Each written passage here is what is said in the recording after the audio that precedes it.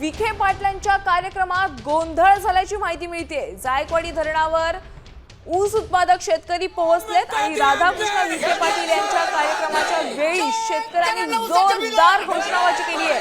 पैठणचा कारखाना ऊसाची बिले देत नसल्याच्या निषेधार्थ शेतकऱ्यांनी हे आंदोलन केले। राधाकृष्ण विखे पाटील यांच्या हस्ते आज जलपूजन करण्यात आलं आणि त्यावेळी शेतकऱ्यांनी घोषणाबाजी केली आहे।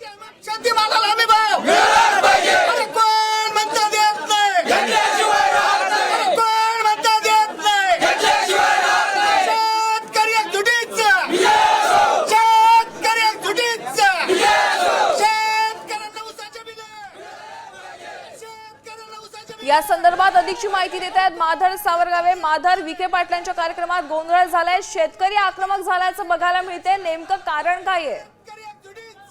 जलसंपदा मंत्री राधाकृष्ण विखे पाटील यांच्या हस्ते नाथसागरातील जलपूजन करण्यात आलं। त्याच वेळी पैठण तालुक्यातील हजारो शेतकरी या धरणाच्या खाली थांबले होते। काही शेतकरी वर आले होते। जिथं पूजा सुरू होती, जिथं कार्यक्रम सुरू होता, त्याच ठिकाणी शेतकऱ्यांची घोषणाबाजी सुरू झालेली होती।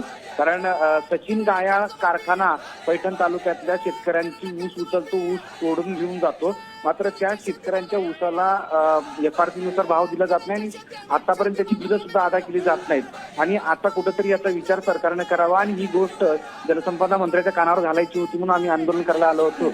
नक्कीच माधव, आपण पाहतोय शेतकरी आक्रमक झालेले आहेत आणि विखे पाटलांच्या कार्यक्रमात गोंधळ सुरू आहे।